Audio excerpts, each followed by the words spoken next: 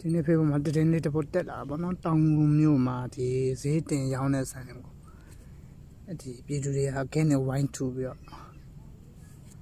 အပြစ်ပေးရပါပေါ့ကင်းနဲ့ဝိုင်းထူလိုက်တဲ့အခါကျတော့ဆိုင်ကပြန်ပိတ်သွားတယ်ပေါ့နော်ဈေးတင်ရောင်းတဲ့လူတွေ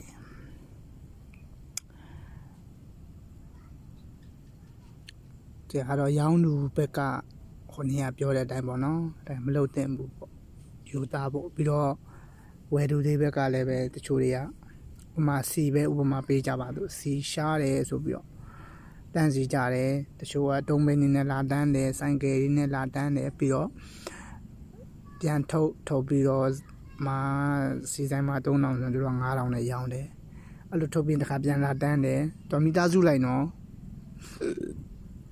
မိသားစုလိုက်ကိုအလိုတန်းတာသူကစီးပွားရေးတစ်ခုအနေနဲ့ကိုလောက်တာ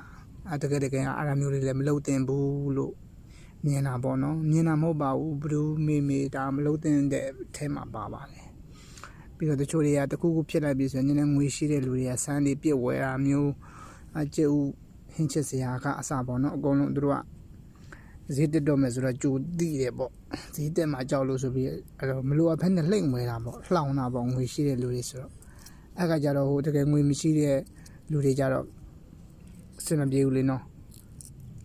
ငွေရှိတဲ့လူတွေကအဲ့လိုလှိမ့်ပြီးဝယ်တဲ့အခါကျတော့ဟိုရောင်းတဲ့သူတွေကလည်းမရောင်းရဲတော့ပစ္စည်းပြတ်သွားမှကြောက်တာဟုတ်အဲ့ဆိုတော့ဈေးတက်တာတွေပါဖြစ်လာတာပေါ့ဒါတော့ဝယ်သူတွေဘက်ကလည်းဆင်ញင်ကြဖို့လိုတယ်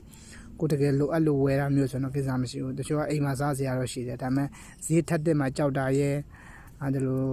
တခုဖြစ်ထားတာဆိုတော့လေအမှဒါတဘာဝဖေးအနေနဲ့ကြုံထားတဲ့အခါကျတော့ဈေးတွေထက်တက်မှစိုးတာရေပစ္စည်းပြတ်သွားမှစိုးတာရေတော့လို့သူတို့ကိုသူတို့ကြောက်စိတ်တွေနဲ့ရှောက်ဝယ်တာပေါ့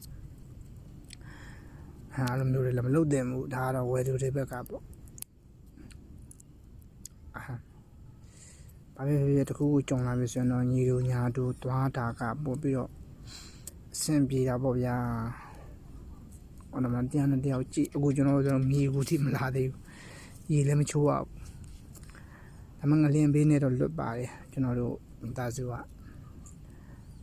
မထိပါဘူးလွတ်ပါတယ်ဒါမှအခုမီးမလာတဲ့ဒုက္ခကြုံရတာပေါ့နော်မီးမလာဘူး